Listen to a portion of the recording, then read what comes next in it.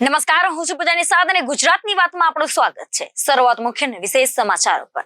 કોંગ્રેસે 3 બેઠક ભાજપને સામેથી ભેટ ધરી છે। જેઓ પોતાનું ઘર સંભાળી શક્યા નથી એ લોકસભા બેઠક કેવી રીતે સંભાળશે એ સીધો પ્રશ્ન છે। આ મુદ્દે ચર્ચા વિસ્તારથી કરીશું। ત્યારે વાત કરીશું ગુજરાત હાઈકોર્ટે વારંવાર ગેરહાજર રહેવા બદલ વકીલને ફટકાર્યો 5000નો દંડ। જાણો વિસ્તારથી સમગ્ર મામલો શું છે। ત્યારે વાત કરીશું ગુજરાત યુનિવર્સિટીએ આવતીકાલની પરીક્ષાનું પેપર વિદ્યાર્થીઓને આજે પધરાવી દીધું અને પછી થયું શું તે જુઓ વિસ્તારથી।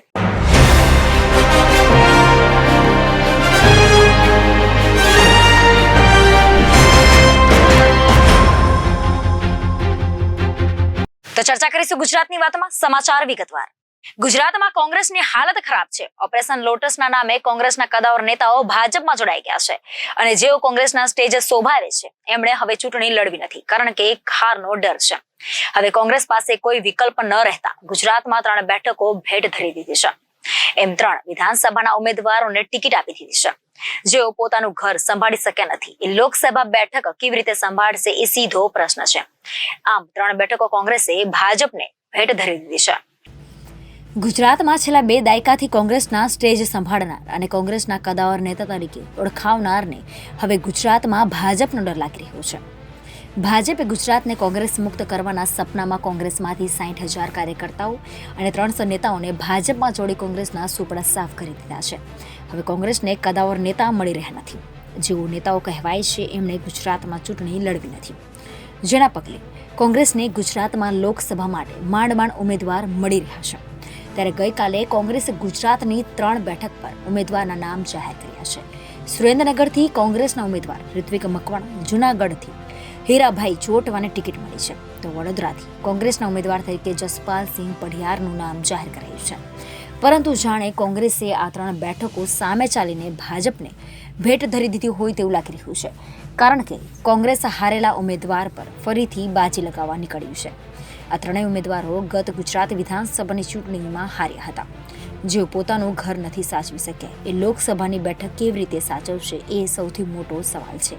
પણ કોંગ્રેસ પાસે ઓપ્શન પણ નથી। ફંડની કમી મહેસૂસ કરી રહેલી કોંગ્રેસમાંથી ઉમેદવાર બની અહીં રૂપિયા ખર્ચવા હવે કોંગ્રેસીઓને નનૈયો ભણી રહ્યા છે।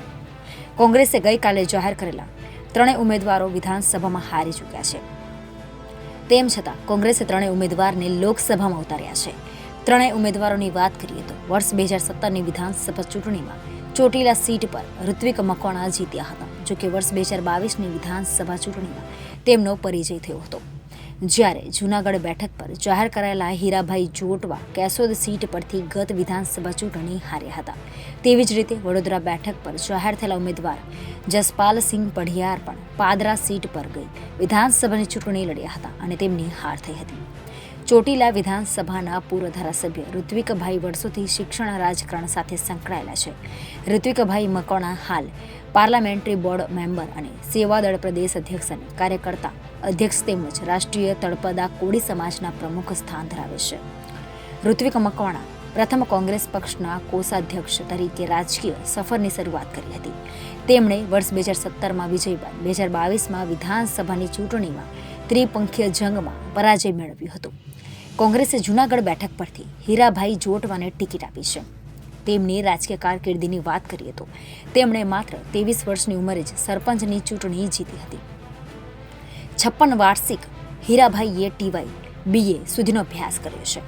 તેઓ ગુજરાત પ્રદેશ કોંગ્રેસના સેક્રેટરી હોવા ઉપરાંત હાલ જૂનાગઢ અને ગીર સોમનાથ જિલ્લા પંચાયતના વિરોધ પક્ષના પૂર્વ નેતા છે અને તેઓ આહિર સમાજનો પણ મોટો ચહેરો હોવાનું કહેવાય છે। જૂનાગઢ લોકસભા બેઠક પર કોંગ્રેસ દ્વારા ખેડૂત અગ્રણી અને શૈક્ષણિક વ્યવસાય સાથે જોડાયેલા હીરાભાઈ જોટવાને લોકસભાના ઉમેદવાર બનાવવામાં આવ્યા છે। ભાજપના ઉમેદવાર રાજેશ ચુડાસમા સામે ભાજપ દ્વારા આહિર સમાજનું મોટું નામ એવા હીરા જોટવાને મેદાને ઉતારી ગ્રામ્ય મતોનું સમીકરણ બેસાડ્યું છે। આ અગાઉ 2 ચૂંટણીમાં કોંગ્રેસ દ્વારા રાજેશ ચુડાસમાના સમાજના જ કોળી અગ્રણી પૂજા વંશને ટિકિટ આપવામાં આવી હતી। ત્યારે કોળી સમાજના મતોનું ધ્રુવીકરણ ન થાય તે કોંગ્રેસે આહિર નેતાને પસંદગી કરી છે। આહિર સમાજને ટાર્ગેટ કરવા માટે હીરા જોટવાને મેદાને ઉતારી ગ્રામ્ય મતોનું સમીકરણ પોતાના તરફ ફેરવવાનો નિર્ણય કરાયો છે। હીરાભાઈ જોટવા 3 પેઢીથી કોંગ્રેસ સાથે જોડાયેલા છે. પોતે ખેડૂત નેતા છે. સાથે સાથે શૈક્ષણિક જગતમાં પણ અનેક સંસ્થાઓનું સર્જન કરી ચૂક્યા છે. ત્યારે હીરા જોટવા પોતાના કાર્યો પર પ્રજા તેમને સાંસદ બનાવશે તેવો આશાવાદ વ્યક્ત કરી રહ્યા છે. કોંગ્રેસે વડોદરામાં ભાજપના ઉમેદવારમાં હેમાંગ જોશી સામે જસપાલસિંહ પઢિયારને ચૂંટણી મેદાનમાં ઉતાર્યા છે. તેઓ હાલ વડોદરા જિલ્લા કોંગ્રેસ પ્રમુખ છે. ઋત્વિક મકવાણ વર્ષ 2017ની વિધાનસભા ચૂંટણીમાં ચોટીલા સીટ પર જીત્યા હતા. જો કે વર્ષ 2022ની વિધાનસભા ચૂંટણીમાં તેમનો પરાજય થયો હતો. એવું કહેવાય છે કે જસપાલસિંહ યુવા અને ક્ષત્રિય ચહેરો છે. આ ઉપરાંત વાઘોડિયા અને સાવલી તાલુકામાં ક્ષત્રિય સમાજના મતદારોની સંખ્યા વધુ હોવાથી કોંગ્રેસે તેમના પર પસંદગી ઉતારી છે. ઉલ્લેખનીય છે કે હવે કોંગ્રેસના 4 ઉમેદવારો જાહેર થવાના બાકી છે, જેમાં મહેસાણા, અમદાવાદ ઈસ્ટ, નવસારી અને રાજકોટનો સમાવેશ થાય છે. જ્યારે કોંગ્રેસને સમખાવા પૂરતો પણ ઉમેદવાર મળી રહ્યો નથી. ગુજરાત ભાજપ પ્રદેશ અધ્યક્ષ સી.આર. પાટીલજીના અધ્યક્ષ સ્થાને મહેસાણા ખાતે વિજય વિશ્વાસ સંમેલન યોજાયું હતું, જેમાં સી.આર. પાટીલે કોંગ્રેસ પર આકરા પ્રહારો કર્યા હતા.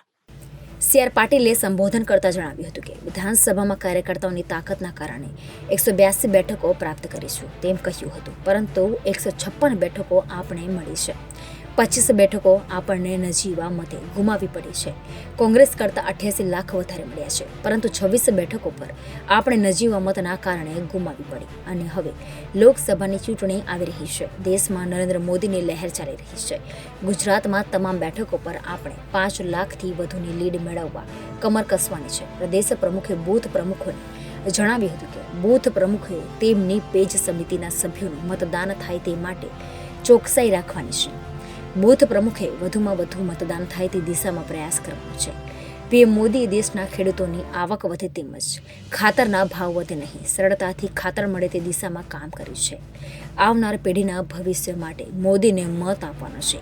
કોંગ્રેસના આ બેઠક પર કોઈ ઉમેદવાર મળતો નથી. જો મળે તો એવી ખો બોલાવજો કે ફરી કોંગ્રેસને આ બેઠક પર ઉમેદવાર ન મળે. બૂથ પ્રમુખોની તાકાત પર મને વિશ્વાસ છે તે વિરોધી ઉમેદવારની ડિપોઝિટ જપ્ત કરાવશે. મહેસાણા લોકસભાના ઉમેદવાર હરિભાઈએ સંબોધન કરતા જણાવ્યું હતું કે ભારતીય જનતા પાર્ટીએ મહેસાણા લોકસભાની ઉમેદવારી કરવાની તક આપી છે. ત્યારે મારા જેવા નાના કાર્યકર્તાઓને મોટી જવાબદારી આપવા બદલ પાર્ટીના મોવડી મંડળ સહિતના સૌનો આભાર વ્યક્ત કરું છું. મહેસાણા લોકસભાના ઉમેદવાર હરિભાઈએ સંબોધન કરતા જણાવ્યું હતું કે ભારતીય જનતા પાર્ટીએ મહેસાણા લોકસભાની ઉમેદવારી કરવાની તક આપી છે. ત્યારે મારા જેવા નાના કાર્યકર્તાઓને મોટી જવાબદારી આપવા બદલ પાર્ટીના મોવડી મંડળ સહિત સૌનો આભાર વ્યક્ત કરું છું. કેન્દ્ર સરકારની દરેક યોજનાનો લાભ જનતાને મળ્યો છે, જેનાથી જનતાને સરકારના કાર્યો પ્રત્યે સંતોષ છે. મહેસાણામાં વિકાસના કાર્યો વધે તે દિશામાં મારા પ્રયત્નો રહેશે. મહેસાણા વિજાપુર પેટા ચૂંટણીના ઉમેદવાર સી.જે. ચાવડાએ સંબોધન કરતા જણાવ્યું કે લોકસભા ચૂંટણીમાં આ વખતે એનડીએને 400થી વધુ બેઠકો પ્રાપ્ત કરી ફરી એકવાર નરેન્દ્ર મોદી વડાપ્રધાન બનશે તેવો વિશ્વાસ છે. ગુજરાતમાં દરેક બેઠક પર ઉમેદવાર 5 લાખથી વધુની લીડ સાથે જીતવાનો સંકલ્પ આપણને પ્રદેશ અધ્યક્ષ સી.આર. પાટીલે સૌ કાર્યકર્તાઓને આપ્યો છે. ઇલેક્શન છે, ખૂબ સરસ વાતાવરણ છે. આદરણીય પ્રધાનમંત્રી મોદી સાહેબની લોકપ્રિયતા, એમને કરેલા વિકાસના કામો અને સાથે સાથે આદરણીય શ્રી અમિતભાઈ શાહ સાહેબનું માર્ગદર્શન આપણા અહીં બેઠેલા સૌ આગેવાનોની નેતૃત્વમાં ત્યારે લોકસભા લડવા જઈ રહ્યા છે ત્યારે ફિલ્ડ ઉપર જો કોઈએ કામ કરવું પડશે તો એ તમારા બધાએ કરવું પડશે. એ રિઝલ્ટ પર હજુ તમને આગળ લઈ જાઉં કે આપણે 5000થી ઓછા મતે કેટલી સીટ હાર્યા. તમારો ખંભાત 3700 મતે હાર્યા, આંકલાઓ 2700 મતે હાર્યા. જે મુખ્યમંત્રી બનવાના સપના જોતા હતા કોંગ્રેસના, એ ભાઈ માંડ 2700 માટે જીતી શક્યા હતા. તમે ગારિયાદાર 3000 મતે હાર્યા, બોટાદ 3000, માણાવદર 3000, પોરબંદર 5000, ચાણસ્મા 1400 મતે, ખેડબ્રહ્મા 1600 મતે, દાતા 2000 મતે. એવા તો જે સીટો હાર્યા, રમણભાઈ 7000 મતે હાર્યા. પણ આવા 20 સીટ આપણે ખૂબ ઓછા મતે આપણે હાર્યા. તમે એ જ વિચાર કરજો કે આપણે એક વાર્તા પહેલાં સાંભળતા હતા કે એક ગામમાં બધા લોકો ભેગા થયા કે શ્રાવણ મહિનો છે, શ્રાવણ મહિનાનો પહેલો સોમવાર છે, આપણે સવારે બધાએ એક લોટી દૂધ લઈને મહાદેવને ચડાવવાનું છે. નિર્ણય થઈ ગયો, પણ એક જણે એવું વિચાર્યું કે આટલા બધા લોકો જ્યારે દૂધ ચડાવવાના હોય તો હું દૂધને બદલે પાણી ચડાવી દઈશ તો ક્યાં ખબર પડવાની છે. પણ સવારે મહાદેવને તમે જોયું હશે તો દૂધને બદલે બધી જ લોટીમાં પાણી હતું, કેમ કે દરેકે બીજા પર વિશ્વાસ કર્યો કે એ દૂધ લઈને આવવાનો છે. મારે તમને આ કહેવું છે કે 3,05,000 મત માટે 88 લાખની કોંગ્રેસ કરતાં વધુ લીડ અને ફક્ત 3,05,000 માટે જો આપણે 26 સીટ હારી જતા હોય ને તો આપણે નક્કી કરવું પડશે કે મારી લોટીમાં દૂધ જ હશે. બીજો દૂધ ચડાવશે કે પાણી, એની ચિંતા કર્યા વગર તમને મળેલી જે જવાબદારી છે એ જવાબદારી તમારે બધાએ નિષ્ઠાથી કરવાની છે. બીજો શું કરશે? બીજો કામ નથી કરતો એનું કામ પણ ઉપાડવાની તાકાત રાખજો, અથવા એનું ના કરો પણ તમને સોંપેલી જવાબદારીમાં જરાય ભૂલ ના કરતા એવી મારી તમને વિનંતી છે. મને ખબર છે કે આજે તમને 5મી વાર બોલાવ્યા છે. મેં તો પ્રમુખને અને અમારા મહામંત્રી શ્રી રજનીભાઈને પણ કહ્યું કે વારંવાર કાર્યકર્તાઓને હેરાન ના કરો, પણ પ્લાનિંગ કરો. આજે અહીં જ્યારે બૂથ પ્રમુખોમાં આપ સૌની ઉપસ્થિતિ છે ત્યારે મારે આપ સૌને કહેવું છે મિત્રો, બૂથ પ્રમુખો જે અહીંયા હાજર છે એ મારી વાત માનવા તૈયાર છે? બાકીના લોકો પણ મારા પ્લાન મુજબ ચાલવા તૈયાર છે? તો હું તમને એક ફોર્મ્યુલા આપું છું. મારે એ ફોર્મ્યુલા તમારી પાસે એટલા માટે કરાવી છે કે આ એક સીટ એવી છે કે એમાં તમે કોંગ્રેસના સુપડા સાફ કરીને એની ડિપોઝિટ જમા કરાવી શકો. હું તમારી તાકાતના આધારે કહું છું, હું કોઈ ભવિષ્ય વેચતા નથી, પણ પ્લાનિંગ પ્રમાણે જો ચાલશો તો ચોક્કસપણે આ રિઝલ્ટ આવશે. તો મારે બૂથ પ્રમુખોને ખાસ કહેવું છે કે તમે કાલે સવારે વહેલી સવારે તમારા ત્યાં તમારા બૂથ કમિટીના જે 14 મેમ્બર છે તમારી સાથે બીજા 13 લોકો, આ 14ને તમારા ઘરે ચા પીવા માટે બોલાવો. બોલાવશો? તમારું ઘરમાં ઉપજે છે? તમારી પત્ની ના તો ના પાડે ને?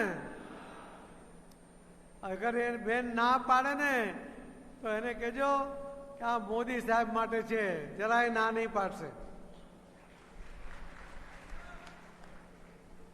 આમ તો કોઈનું ઘરમાં ઉપજતું જ નથી. તમે બધા હા કરો છો, મારું જ નથી ઉપજતું, તમારું ક્યાં ઉપજવાનું છે? આ નીતિન કાકાનું બહાર કેટલું ચાલે પણ અંદર ઘરમાં ચાલતું જ પૂછી જાઉં. સરેન્ડર થઈ જવું પડે. આ 14 જણની મિટિંગમાં તમે તમારા બૂથમાં 150 જેટલા પેજ કમિટીના સભ્યો છે? અવાજ ધીમો થઈ ગયો. જેનામાં ના હોય ને એ પણ કાલે સાંજ સુધીમાં પેજ કમિટીના સભ્યો 150 મિનિમમ પૂરા કરજો. થઈ જશે? સવારે તમારે જેના પૂરા થઈ ગયા છે બધાને 2-2 પેજ તમારા આપવાના છે. બૂથના લગભગ 30-32 પેજ હશે. આ 14 લોક બૂથ પ્રમુખ પોતે પણ 2 પેજ લઈ લે અને જે બૂથમાં રહેતા હોય એ પહેલા એને પ્રાયોરિટી આપજો કે ત્યાં જ જાય. અને એની પર 5 to 10 નામ હશે બંને પેજ ઉપર. એ તમારા પેજ કમિટીના સભ્યો છે. તમારે કરવાનું શું છે? બૂથ પ્રમુખ ધ્યાનથી સાંભળી લે. તમારા 14 જણને કહેવાનું છે કે આજે ને આજે તમે આ 10 ઘરે જઈ આવો, 12 ઘરે જઈ આવો. એ પેજ કમિટીના સભ્યોનો સંપર્ક કાલે કરવાનો છે. અને જાઓ ત્યારે શું લઈ જશો? તમે બીજો લઈ જજો. એની સાથે સાથે ઝંડી તમને આપશે. ભારતીય જનતા પાર્ટીના સ્થાપના 6 એપ્રિલની છે, પરમ દિવસે એ 6 એપ્રિલ છે.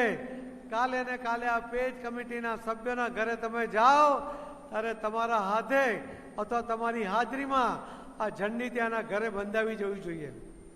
થઈ જશે?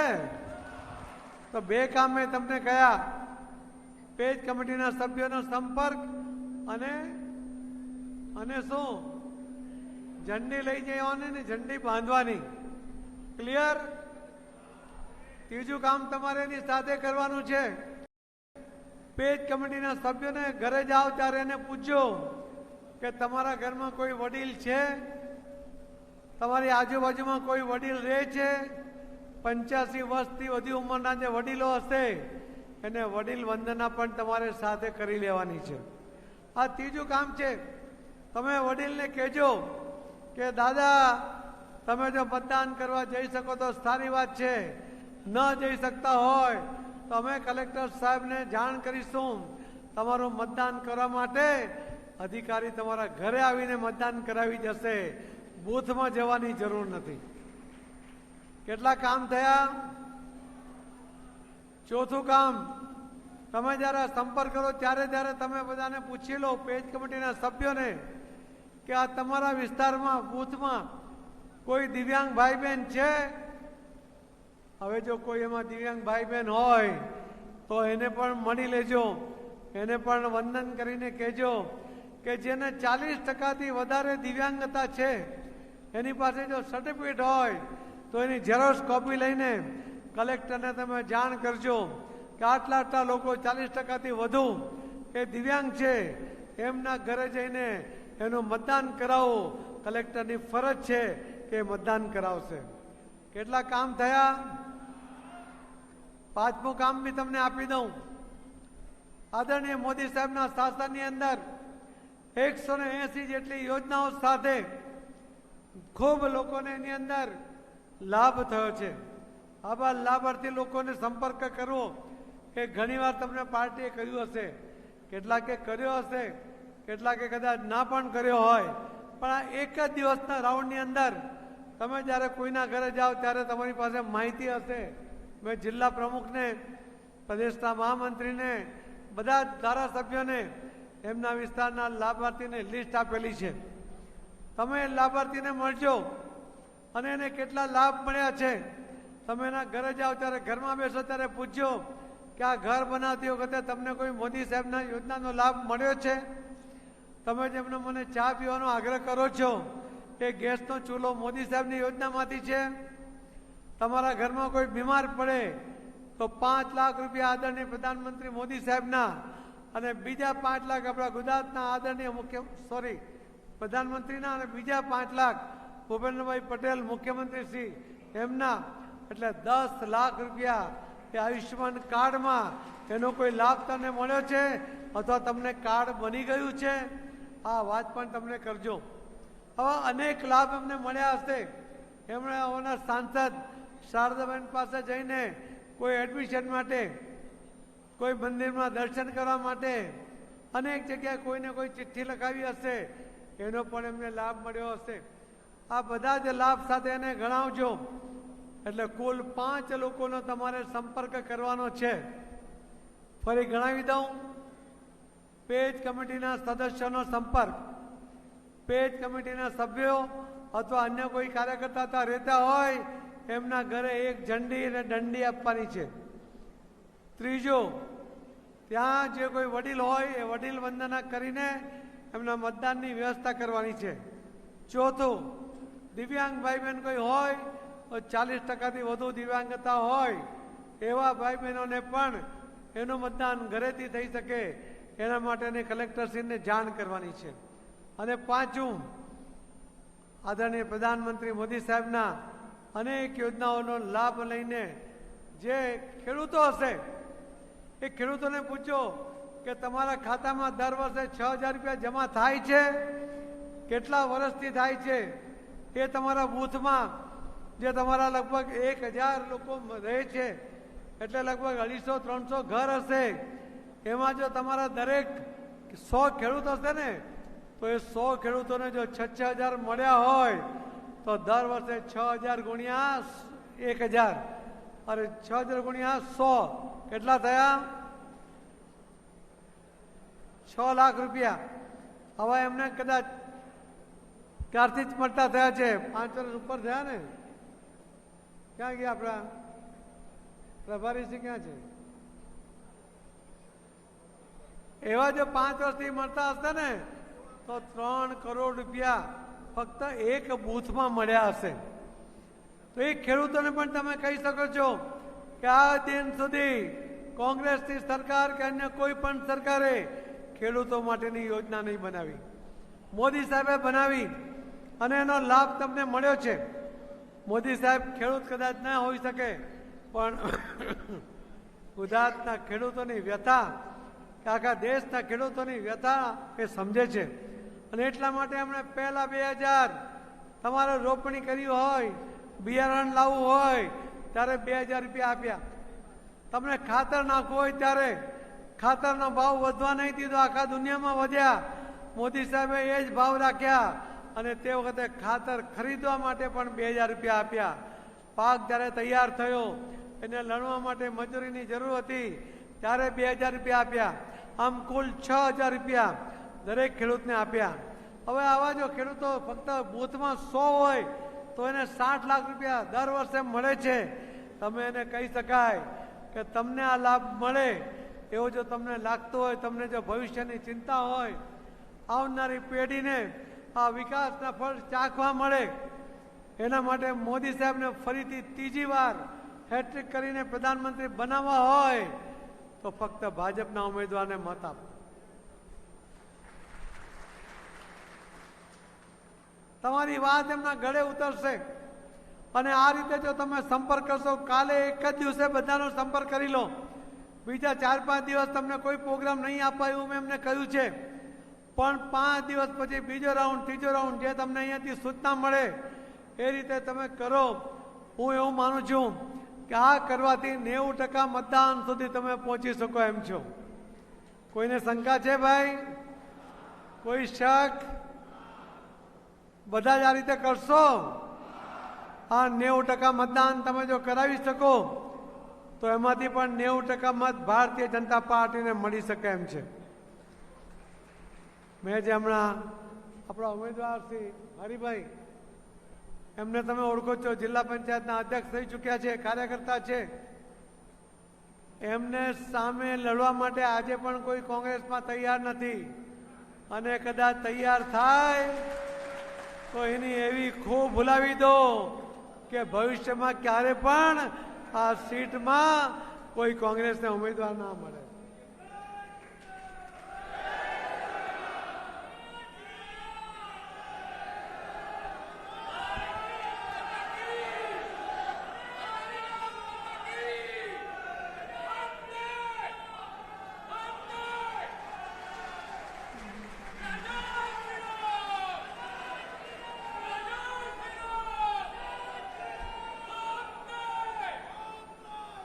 મોદી સાહેબનું સૂત્ર છે એ પણ તમે એકવાર બરાબર ગોખી લો. ઉલટ સુલટ થઈ રહ્યો છે. પહેલા તો તમારે આ કહો છો ફિર એક બાર મોદી સરકાર, ફિર એક બાર મોદી સરકાર, પછીની લાઈન આવે છે અબકી બાર, અબકી બાર, 400 અને ત્રીજી લાઈનમાં તમે કહી શકો હર બાર મોદી સરકાર. તમારો જે ઉત્સાહ છે, જે આક્રમકતા છે, જે પ્લાનિંગ છે, આટલા બધું નેતૃત્વ તમને મળી રહ્યું છે અને બૂથ પ્રમુખ પણ પોતાના બૂથનો નેતા છે. આ તાકાતને આધારે મને વિશ્વાસ છે કે આ સીટ ઉપર કોંગ્રેસના ઉમેદવારની ડિપોઝિટ જમા કરવાની તમારી શક્તિ છે. એ શક્તિનો તમે ઉપયોગ કરજો. આળસ નહીં કરતા. બીજો કરે છે એટલે હું નહીં કરું, બીજો નથી કરતો એટલે હું નહીં કરું, એમાં પડતા નહીં. કોઈ કરે કે ના કરે, તમને મળેલી જવાબદારી પૂર્ણ કરજો. થઈ જશે? પાકું? તો મને આટલા દૂરથી આટલું કહેવા માટે અહીંયા સુધી બોલાવ્યો. તમે બધા વચનબદ્ધ છો, તમે બધા સંકલ્પબદ્ધ છો. કોંગ્રેસની ડિપોઝિટ જમા કરાવીશું. પાકું ને? ખૂબ ખૂબ ધન્યવાદ મિત્રો. મને વિશ્વાસ છે કે વિજય રેલીમાં આપ સૌને હું આમંત્રણ આપું છું કે હરિભાઈની વિજય રેલી નીકળે ત્યારે આપ સૌ આટલી મોટી સંખ્યામાં એ રેલીમાં જોડાઓ. આભાર, ધન્યવાદ. ભારત માતા કી જય.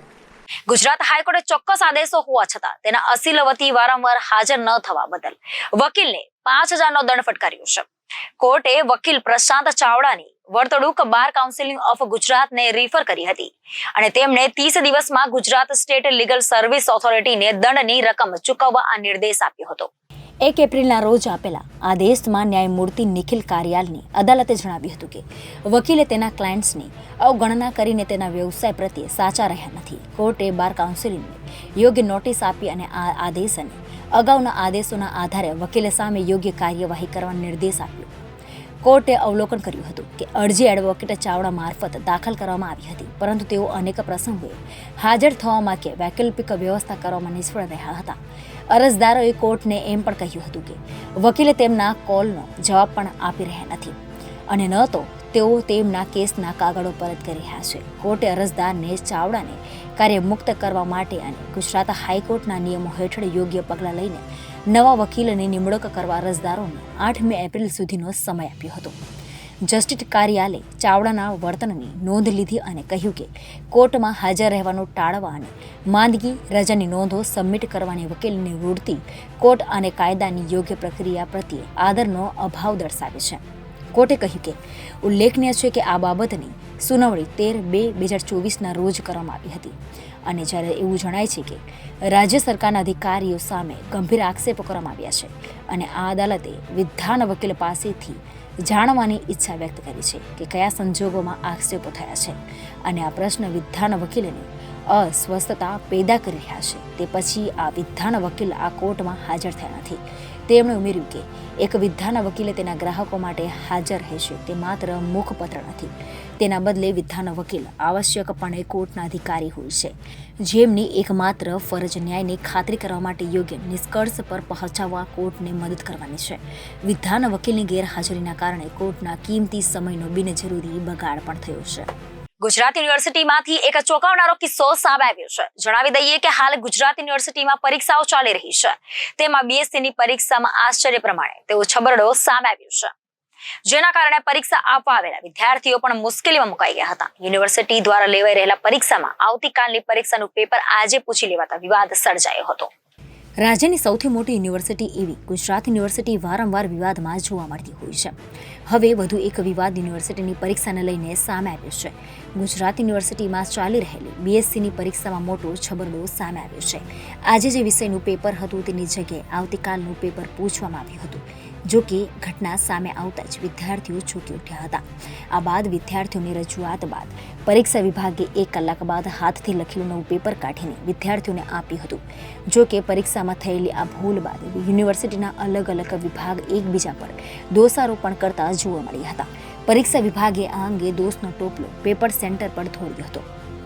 ગુજરાત યુનિવર્સિટીની પરીક્ષામાં બન્યું હતું કે અત્યારે ચાલી રહેલી બીએસસી સેમેસ્ટર 6ની પરીક્ષામાં આજે angiosperms plant and anatomy advance biochemistry microbiology 308 નંબરનું પેપર હતું, જેની જગ્યાએ આવતીકાલે યોજનારી advance plant physiology plant breeding molecular biology biotechnology 309 નંબરનું પેપર પૂછવામાં આવ્યું હતું. પરીક્ષાના સમયે સવારે 11 વાગે વિદ્યાર્થીઓના હાથમાં પેપર આવતા વિદ્યાર્થીઓએ યુનિવર્સિટીના તંત્રને રજૂઆત કરી હતી, જેથી વિદ્યાર્થીઓ પાસેથી પેપર પરત લેવામાં આવ્યું હતું. ત્યારબાદ 12:30 વિદ્યાર્થીઓને હાથથી લખેલું પેપર આપવામાં આવ્યું હતું. બપોરે 1:30 પૂરી થતી પરીક્ષા 2:30 પૂરી કરવામાં આવી હતી. પરીક્ષાના છબરડા અંગે પરીક્ષા વિભાગની જ બેદરકારી સામે આવી હતી. આ અંગે NSUIના કાર્યકર્તાઓ રજૂઆત કરવા ગુજરાત યુનિવર્સિટી પહોંચ્યા હતા. પરીક્ષામાં છબરડા અંગે પરીક્ષાના નિયામક કલ્પેન વોરાએ જણાવ્યું હતું કે આજે જે પેપર હતું તેની જગ્યાએ વિદ્યાર્થીઓને આવતીકાલનું પેપર આપવામાં આવ્યું હતું. પેપર સેન્ટરની ભૂલના કારણે આ છબરડો થયો હતો. વિદ્યાર્થીઓને થોડીક ક્ષણોમાં અન્ય પેપર આપી દેવામાં આવ્યું હતું. જોકે આ અંગે ગુજરાત યુનિવર્સિટીના કુલપતિ દ્વારા કાર્યવાહી કરવામાં આવશે. NSUIના નેતા વિક્રમસિંહ ગોહિલે જણાવ્યું હતું કે આ અગાઉ બીએસસીની ઉત્તરવહી ગુમ થઈ હતી. ત્યારબાદ હવે પેપરમાં છબરડો સામે આવ્યો છે. યુનિવર્સિટી સરકારી કાર્યક્રમોમાં વ્યસ્ત છે. આજના છબરડા અંગે યુનિવર્સિટીના જવાબદાર અધિકારીઓ સામે કાર્યવાહી કરવી જોઈએ અને જવાબદારો પાસેથી રાજીનામું લઈ લેવા માંગ કરવામાં આવી છે. લોકસભા ચૂંટણીને લઈને ભારતીય જનતા પાર્ટી દ્વારા પ્રચારનો ધમધમાટ ચાલી રહ્યો છે. પાર્ટીના તમામ ઉમેદવારો પોતપોતાના વિસ્તારોમાં જનસંપર્ક કાર્યક્રમ યોજીને પ્રચાર કરી રહ્યા છે. ત્યારે આજે પ્રદેશ અધ્યક્ષ સી આર પાટીલ ડીસા ખાતે પહોંચ્યા હતા. અહીં યોજનારા ભાજપના બૂથ પ્રમુખ સંમેલનમાં તેમણે હાજરી આપી હતી. આ કાર્યક્રમમાં તેમણે કાર્યકર્તાઓને માર્ગદર્શન આપ્યું હતું. સાથે જ બૂથ પ્રમુખોને ટકોર પણ કરી હતી. બૂથ પ્રમુખોએ ફિલ્ડમાં જઈને કામ કરવું જોઈએ. આપણે માત્ર 4000 મતોથી બેઠક હારી ગયા છીએ. બીજેપીના પ્રદેશ અધ્યક્ષ સી આર પાટીલે આજે ડીસા ખાતે યોજાયેલા બૂથ પ્રમુખ સંમેલનમાં હાજરી આપી હતી. આ કાર્યક્રમમાં તેમણે કાર્યકર્તાઓને માર્ગદર્શન આપ્યું હતું. સાથે જ બૂથ પ્રમુખોને ટકોર પણ કરી હતી. તેમણે જણાવ્યું હતું કે બૂથ પ્રમુખે ફિલ્ડમાં જઈને કામ કરવું જોઈએ. આપણે માત્ર 4000 મતોથી બેઠક હારી ગયા છીએ. સી આર પાટીલે આગળ કહ્યું કે આપણે વિધાનસભાની ચૂંટણીમાં 156 બેઠકો જીત્યા છે. દરેક કાર્યકર્તા બૂથ પ્રમુખ અને પેજ કમિટીના સભ્યોએ વિધાનસભાની ચૂંટણીમાં સપનું સાકાર કર્યું. વિધાનસભાની ચૂંટણીમાં પણ બૂથ પ્રમુખોએ મહત્વનો ભાગ ભજવ્યો હતો. પરંતુ હવે વધુ મહેનત કરવાની જરૂર છે. આપણો ટાર્ગેટ 5 લાખની સરસાઈથી જીતવાનો છે. સી આર પાટીલે આગળ કહ્યું કે આપણે હવામાં વાત કરવાવાળા વ્યક્તિ નથી. 5 લાખનો ટાર્ગેટ રાખ્યો હોય તો ગણતરી પણ કરી જ હોય. વિધાનસભામાં થયેલી ભૂલ ફરી ન થાય તે ધ્યાન રાખવાનું છે. વિધાનસભાની ચૂંટણીમાં આપને 40 લાખ મત મળ્યા, જ્યારે ભાજપને કોંગ્રેસ કરતાં 88 લાખ મત વધારે મળ્યા હતા. હવે આપણે વધુ મહેનત કરવાની જરૂર છે. જણાવી દઈએ કે આ કાર્યક્રમમાં મંત્રી બળવંતસિંહ રાજપૂત, સાંસદ પરબત પટેલ, રાજ્યસભાના સાંસદ બાબુભાઈ દેસાઈ સહિતના જિલ્લા ભાજપના ધારાસભ્યો, બૂથ પ્રમુખો અને મોટી સંખ્યામાં કાર્યકર્તાઓ ઉપસ્થિત રહ્યા હતા. बोलो भारत माता की, बोलो जय जय श्री राम. नरेंद्र भाई तुम आगे बढ़ो, नरेंद्र भाई तुम आगे बढ़ो, पाटिल साहब तुम आगे बढ़ो. भारत माता की. धन्यवाद. भारतीय जनता पार्टी बनासकांठा लोकसभा सीट द्वारा आयोजित આજના બૂથ પ્રમુખ શ્રી કાર્યકર્તા સંમેલનમાં મંચ પર બિરાજમાન આપણા સૌના સન્માનીય નેતા, બે સમિતિના પ્રણેતા, નવસારીના સાંસદ સન્માનીય શ્રી પ્રદેશ અધ્યક્ષ સી આર પાટીલ સાહેબ, મંચ પર બિરાજમાન સૌ સન્માનીય મંચસ્થ મહાનુભાવશ્રીઓ, વિશાળ સંખ્યામાં પધારેલા સૌ કાર્યકર્તા ભાઈઓ બહેનો તેમજ પત્રકાર મિત્રો,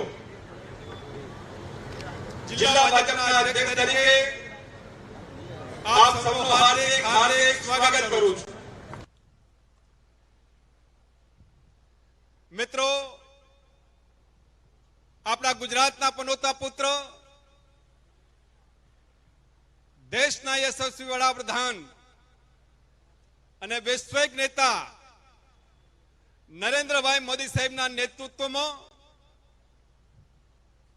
સમગ્ર ભારત જે વિકાસ કરી રહ્યો છે અને આજનું ભારત એ વિશ્વની મહાસત્તા તરફ આગળ વધી રહ્યું છે. અને મોદી સાહેબનો જે સંકલ્પ છે કે 2047માં આપણો ભારત વિકસિત ભારત બને, આપણે સૌ સુખી ને સમૃદ્ધ બનીએ, એના માટે સમગ્ર દેશની જનતા મોદી સાહેબને ત્રીજી વખત વડાપ્રધાન બનાવવા માટે સમગ્ર દેશમાં દેશની પ્રજાની અંદર આનંદનો ઉત્સવ જોવા મળી રહ્યો છે. એ જ પ્રકારે મોદી સાહેબને ફરી વડાપ્રધાન બનાવવા માટે બનાસકાંઠાની પ્રજા પણ થનગની રહી છે. આપણા આદરણીય વડાપ્રધાન મોદી સાહેબના નેતૃત્વમાં અનેક ઘણા પરિવર્તનો આવ્યા છે, અનેક ઘણો વિકાસ થયો છે. પછી તે ઇન્ફ્રાસ્ટ્રક્ચરની વાત હોય, રોડ, રસ્તા, રેલવે, એરપોર્ટ, કે પછી શૈક્ષણિક વ્યવસ્થાપનની વાત હોય, કે પ્રજાજનોની સુખાકારી માટે આરોગ્યની સગવડોની વાત હોય, અને આયુષ્યમાન કાર્ડ અંતર્ગત 10 લાખની સહાય લોકો મેળવી રહ્યા છે અને બહુ સારી રીતે એની સારી હોસ્પિટલોમાં સારવાર મળી રહી છે. એટલે ભારતીય જનતા પાર્ટી તો લોકસેવાના જનકલ્યાણના કામો જોડે જોડાયેલી છે અને આના ઉપરથી મને લાગે છે કે ભારતીય જનતા પાર્ટીનો આ સુવર્ણકાળ ચાલી રહ્યો છે. અને એટલા માટે આપણે વધુમાં વધુ મતદાન થાય એની ચિંતા કરવાની છે. મોદી સાહેબના નેતૃત્વમાં આપણે જોયું કે 2014માં ગુજરાતમાં લોકસભાની 26 સીટો આપણે જીત્યા છીએ. 2019માં પણ એનું પુનરાવર્તન થયું છે અને 2024માં પણ જ્યારે એનું પુનરાવર્તન થવા જઈ રહ્યું છે ત્યારે બધું જ જ્યારે સારું ચાલતું હોય ત્યારે સંયમ રાખવો બહુ જરૂરી હોય છે. માટે આપ સૌ આપણે બધા સંયમથી, સખત મહેનતથી અને સુદ્રઢ આયોજન થકી બૂથ લેવલનું વ્યવસ્થાપન તંત્ર મજબૂત કરીએ અને ભવ્ય વિજય મેળવીએ. હમણાં અમારા એનાઉન્સર ભાઈએ કીધું 156 સીટની વાત યાદ કરાવી, એટલે ત્યાંથી હું એટલા માટે શરૂ કરું છું કે ગયા 2022ના વિધાનસભા ઇલેક્શનમાં અમે તો 182 સીટ જીતવાની વાત કરી હતી ને? તમને કોઈને વિશ્વાસ નહોતો? નહીં હતો કે નહીં? અરે નહીં હોય તો ના તો કહો. મને પણ મારામાં વિશ્વાસ નહોતો, એના આધારે મેં નહોતું કહ્યું. અહીં બેઠેલા બૂથ પ્રમુખો, આગેવાનો, તમારી તાકાતને ઓળખીને મેં કહ્યું હતું કે અમે 182 સીટ જીતીશું. આ લોકસભાના ઇલેક્શન પહેલા આ વાત એટલા માટે જરૂરી છે કે 156 સીટ જીત્યા એ આદરણીય પ્રધાનમંત્રી નરેન્દ્ર મોદી સાહેબની લોકપ્રિયતા વર્ષો સુધી મુખ્યમંત્રી તરીકે અને પ્રધાનમંત્રી તરીકે એમણે ગુજરાતની જે માવજત કરી છે અને ગુજરાતના અને દેશના લોકોનો જે વિશ્વાસ હતો એ સાર્થક થયો. એના કારણે મતદાતા ભાઈ બહેનોએ મોદી સાહેબના નામે વોટ આપ્યા. આપણા આદરણીય ગૃહમંત્રી શ્રી અમિતભાઈ શાહ સાહેબનું માર્ગદર્શન મળ્યું. વર્ષો સુધી ગુજરાત ખૂંદીને એમને જે અનુભવ હતા કે કઈ સીટ પર કોણ જીતશે, એના કારણે ઉમેદવારનું સિલેક્શન કરવામાં એમનું યોગદાન રહ્યું. મતદાતા ભાઈ બહેનોએ મોદી સાહેબ પર વિશ્વાસ કરીને એમણે મતદાન કર્યું અને ભારતીય જનતા પાર્ટીના બૂથના અને પેજ કમિટીના સભ્યોએ એ સપનું સાર્થક કર્યું. એના માટે તમને અભિનંદન આપું છું. મિત્રો, આ વખતે પણ મેં કહ્યું કે દરેક સીટ 5 લાખ મતે જીતીશું. આપણે કઈ ફાંકા મારવાવાળા લોકો છે ભાઈ? બોલો. આપણે તો વાસ્તવિક વાત કરીએ છીએ અને એટલા જ માટે હું દરેક લોકસભામાં 26 લોકસભામાં હું કોઈ મોદી સાહેબના કામ પણ ગણાવતો નથી, કેમ કે બધાએ જ એ કામો ગણાવતા હોય છે. બીજા વક્તાઓએ બધા કામ તમને કયા હશે, પણ 156 સીટની જે વાત કરી એમાં જે ભૂલ થયેલી હતી એ ભૂલ ફરી ન થાય એટલા માટે હું તમારી સામે આવ્યો છું.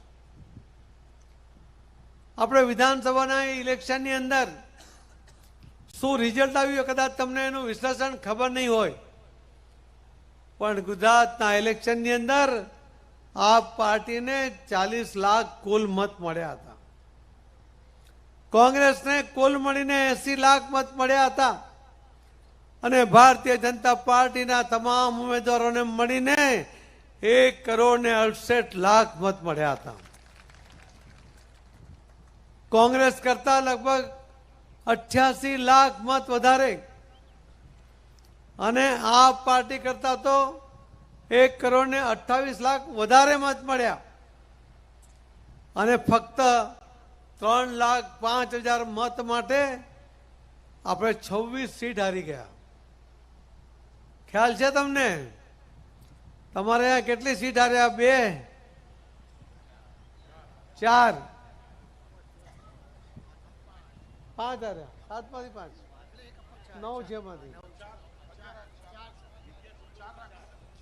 આપણે તો અપક્ષ ને બી હમણાં તો આપણે હારેલા જ ગણાય, પછી આવ્યા પણ આપણે તો હારેલા જ ગણાય. ગુજરાતમાં અપક્ષોને પણ ખબર છે કે અપક્ષિસ્તોને ભાજપ સાથે નહીં રહીશું તો ઘરે આવી જશું.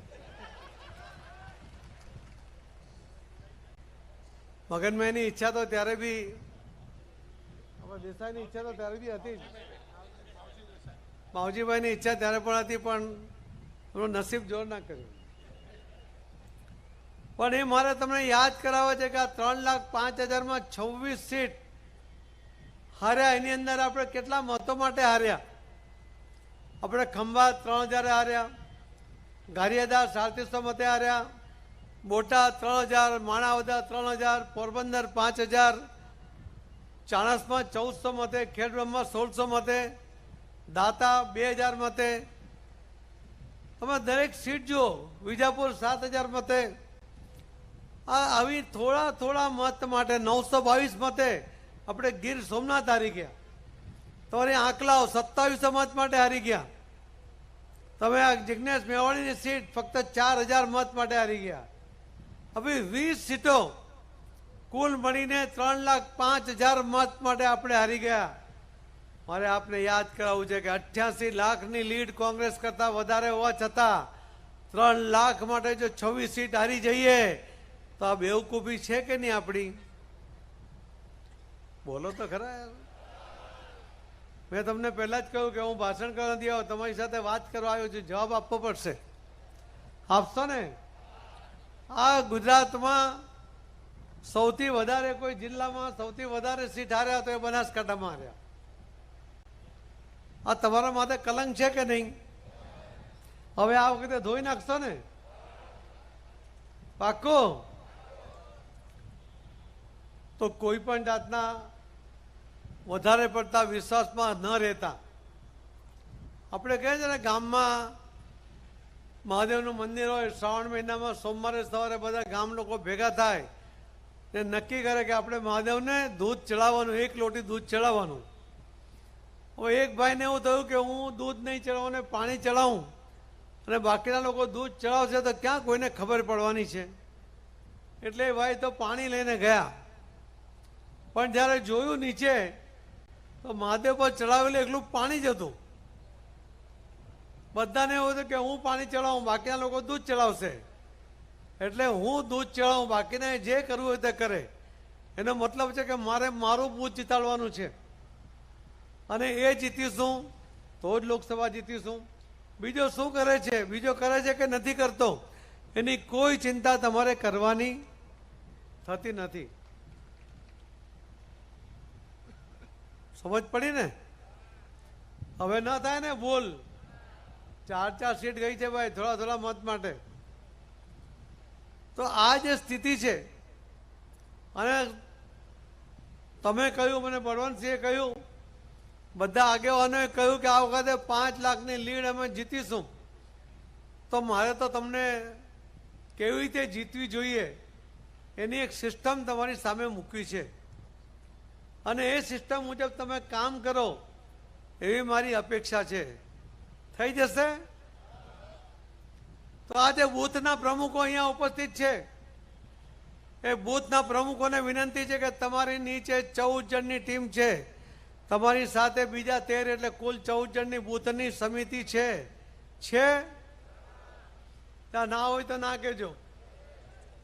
તમારા અહીંયા કુલ મળીને પેજ કમિટીના સભ્યો દરેક પેજ ઉપર, દરેક બૂથ ઉપર 150 લોકો છે. જેમાં ના હોય ને તો આજે ને આજે બાકીના જેટલા ખૂટતા હોય તો બનાવી નાખજો, પણ 150 દરેક બૂથમાં હોવા જોઈએ. હવે આખા દેશમાં ગુજરાત એકલા પાસે ભારતીય જનતા પાર્ટીના પ્રાથમિક સદસ્ય 1,13,00,000 છે, અને ભારતીય જનતા પાર્ટીના પેજ પ્રમુખ ગુજરાતમાં 74 લાખ છે. આ બેની વચ્ચેનો તફાવત તમે સમજી લો કે હું મારા ઘરમાં, હું, મારી પત્ની, મારો દીકરો, એની પત્ની, જેટલા લોકો એ બધા જ તમારા પ્રાથમિક સદસ્ય બની શકે એવા 1,13,00,000 છે. અને જે પેજ કમિટીના સભ્ય છે એ એક ઘરમાંથી એક જ લઈ શકાય, ભલે પ્રાથમિક સદસ્ય હોય, પણ એક ઘરમાંથી એક જ વ્યક્તિને લઈ શકાય. એનો અર્થ છે કે ગુજરાતની અંદર 74 લાખ ઘરોની અંદર આ પેજ કમિટીના સભ્યો છે. હવે આ 74 લાખ અને ગુણ્યા આપણે એક ઘરમાં એવરેજ 3 લોકો જ ગણીએ, કોઈમાં 2 હોય, કોઈમાં 4 હોય, કોઈમાં 5 હોય, 3ની એવરેજ મૂકીએ ને તો 2,22,00,000 પેજ કમિટીના સભ્યો, એના ઘરમાં જે મત છે 3, એ પ્રમાણે 2,22,00,000 મત છે. ભાઈ આપણને ગયા વખતે 1,68,00,000 મતો મળ્યા, પણ જો આ 22 થયા હોત તો મેં તો તમને હિસાબ બતાવ્યો કે 3,05,000 ઓછા પડ્યા, પણ આ 2,22,00,000 દરેક પેજ કમિટીના સભ્ય આ મતદાન કરે ને તો આ કોંગ્રેસની ડિપોઝિટ તમે જશે કે નહીં? પાક્કું જશે? તો આ જે પેજ કમિટીના સભ્યોના ઘરે એનો સંપર્ક કરવા માટે આ બૂથ પ્રમુખો તમારા કમિટીના સભ્યોને જે 14 જણ છે અને 150 તમારા એક બૂથમાં પેજ કમિટીના સભ્યો છે, એ એક પેજ પર 5 આવા 2 પેજ એ લોકોને તમે આપી દો એટલે આ 14 જણ પાસે 28 પેજ જશે. તમારા લગભગ 30-32 કઈ પેજ હશે તો કોઈ મહિલા મોરચાના પ્રમુખને, કોઈ યુવા મોરચાના પ્રમુખને, કોઈને પણ જોડી દો, કોઈ પણ આગેવાનને જોડી દો અને તમારી સાથે તમારા બૂથમાં રહેતા કેબિનેટ મંત્રી હોય, તમારા જિલ્લાનો અધ્યક્ષ હોય કે કોઈ પણ હોદ્દેદાર હોય એને પણ સાથે રાખો અને આ બૂથના પ્રમુખો, તમે ત્યાં નેતા છો તમારા બૂથના, ને તમારી 14 જણની કમિટી એવું નક્કી કરો કે કાલે સ્થાપના દિવસ છે. બધાને યાદ છે ને ભારતીય જનતા પાર્ટીનો કાલે સ્થાપના દિવસ છે? તો કાલે સવારે તમે બધા નીકળો, એક જણ પાસે 10 ઘર હોય અને 1 કે 2 મોહલ્લામાં જ હોય, તો જો તમે નક્કી કરશો અને તમારી પાસે ઝંડી તમને આપી હશે કે બાકી છે, તમને ઝંડી ઉપર પહોંચી ગઈ છે, તો આ દરેક સભ્ય 14 લોકો અને બીજા આગેવાનો આ 10 નામ લઈને કાલે સવારે 8 વાગે નીકળે, પેજ કમિટીના સભ્યને ઘરે જઈને એના ઘરે ઝંડી બાંધે, એક તો પોતાની હાજરીમાં બાંધે અથવા તો પોતે બાંધે. લગભગ આપણે 45 લાખથી વધુ આ ઝંડીઓ એ બનાવી છે. ત્યારે આ ઝંડીઓ તમારે દરેક જણના ઘરે બંધાય એ પ્રયત્ન કરવાનો છે. તો હવે ગુજરાતની વાતમાં લઈએ વિરામ. વધુ સમાચારો માટે જોતા રહો જનાદેશ ન્યૂઝ. નમસ્કાર.